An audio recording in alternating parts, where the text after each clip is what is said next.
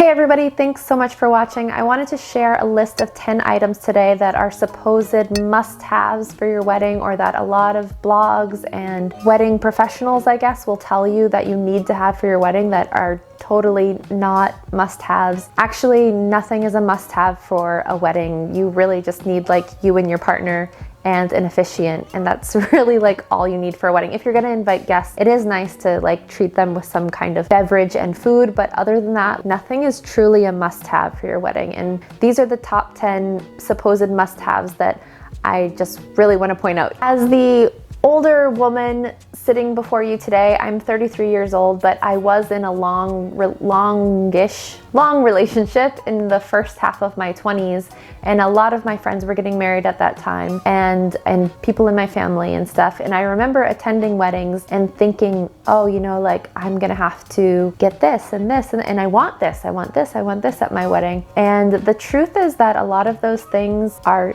just sort of like made up things that you're told that you need to have, that you don't really need to have. And if I had married that person from that long relationship and we had a wedding, I may have ended up spending a lot of money on a lot of these items that I'm going to talk to you about today. And now, as a much older and wiser person, I can tell you that no, those things aren't necessary. And I've been to a lot of smaller weddings or just simpler weddings that didn't have these things, and it made zero difference to my experience as a guest, to my friends' experiences as the couple, and of course the couple ended up saving a whole bunch of money. Once you've watched this video, let me know in the comments down below what you think, and if there's anything else that you would add to this list, what other must-have items are actually not super essential for your wedding. My name's Brittany. If this is your first time on my channel, I talk a lot about wedding stuff, especially small weddings and budget wedding stuff. So if this is interesting to you, please be sure to like this video down below and subscribe to my channel.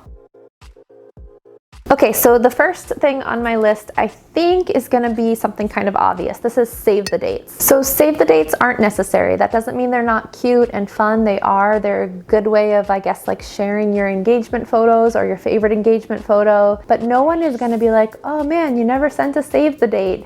No one's gonna miss a save the date. It's really just an extra few $100s that you have to spend. And nobody felt this more strongly than couples who were supposed to get married in 2020 who had already sent out their save the dates, and then their weddings were postponed or canceled, and then they were stuck in this position of like, what do we do? Do we send out, change the dates? Do we just cancel everything? Anyway, save the date is more trouble than it's worth. I guess I should also include a disclaimer here, guys, that if you want to do any of these things, go for it. Obviously, it's your wedding, do whatever you want to do. But this is for people who, I'm imagining myself when I was like 25 and I would have wanted someone to be like, you don't have to spend money on any of these things, and these are the things. These are those things. Number 2 is proposal boxes for your bridesmaids, and I guess groomsmen as well. You don't need to put together this elaborate proposal box. And if you don't know what I'm talking about, great, don't worry about it. But essentially a lot of brides, I guess, and maybe grooms as well, put together boxes with lots of cute stuff in it in order to propose to their friends, so they will be their bridesmaids and groomsmen. Really awesome. I've received these from my friends before, and they're great. They were really awesome and lovely, and I appreciate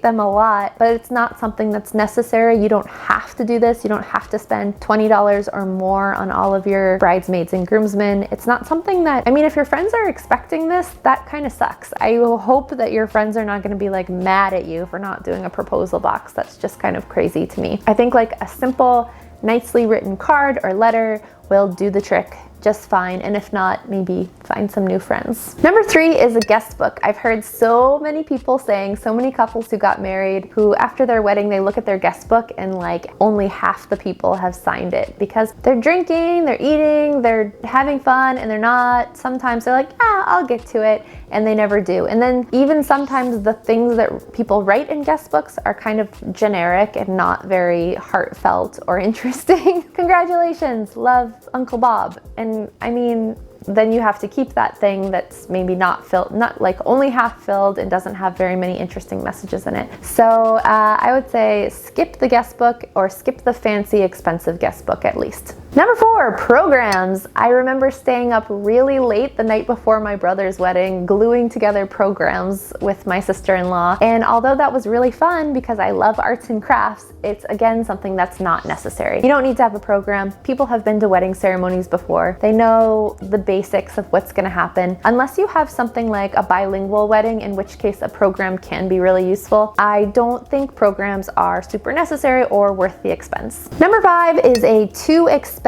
wedding dress or suit. If you don't have the money for a super expensive wedding dress or to rent or buy a super expensive suit, don't do it. There's too many other options online these days where you just don't have to go to these super expensive bridal boutiques or men's suit rental places. You can go to so many other places and get like an under $100 wedding dress or a suit for couple $100. I have made a lot of try-on videos about cheap wedding dresses on this channel from places like ASOS and Blush Fashion and Lulu's and so many others. Men's suits from ASOS, under $200. You don't have to rent an expensive suit. And then guys can always take that suit and wear it to other occasions in the future. So it's not just that one-time rental that costs you a few $100s. I will put links to these places in the description bar down below. Number 6 is flowers. And I've heard this actually from a lot of people where they say, I wish I hadn't have spent thousands of dollars on flowers for my wedding because they were really pretty, but ultimately they die. And I know florists everywhere are screaming about this one, but I tend to agree with this. If you don't have the money, if you don't have tons of money in your budget for flowers, then this is an expense that definitely can be supplemented by cheaper options. Don't feel like you need to cover the ceremony and reception space in flowers. There's a lot of ways of like doubling up, like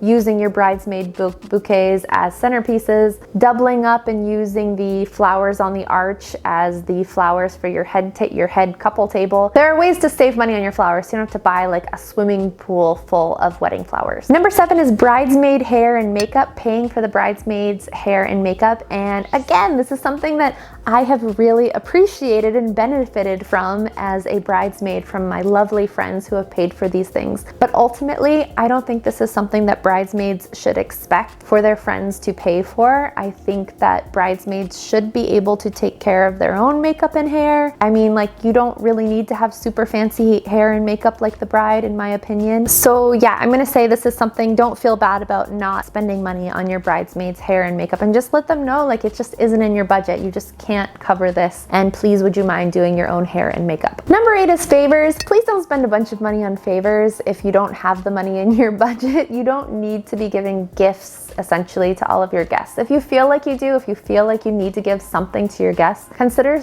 doing something that you can buy in bulk for very, very cheap, like under $1 each. I don't know what that might be. If you know, let us know in the comments down below. Or doing something like writing a little note to all of your guests. I don't know, I feel like so many weddings I've been to, we've been given favors, and I'm like, this is so cute.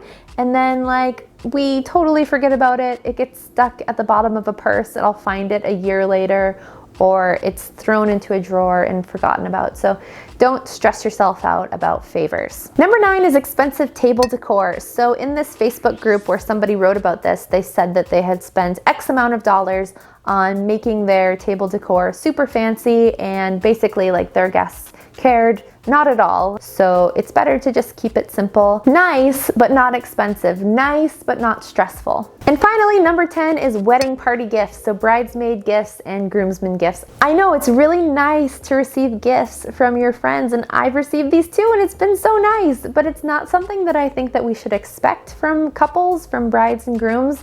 And I think if you're being a good friend, you don't expect these things, especially if you know that your friend is planning their wedding on a budget. Much better than a gift, in my opinion, is just a heartfelt note that the couple or my friend has written me thanking me for being in their wedding. All right, again guys, what did I miss of these must-haves? Write them down below in the comments. Thank you so much for watching, and I will see you next time.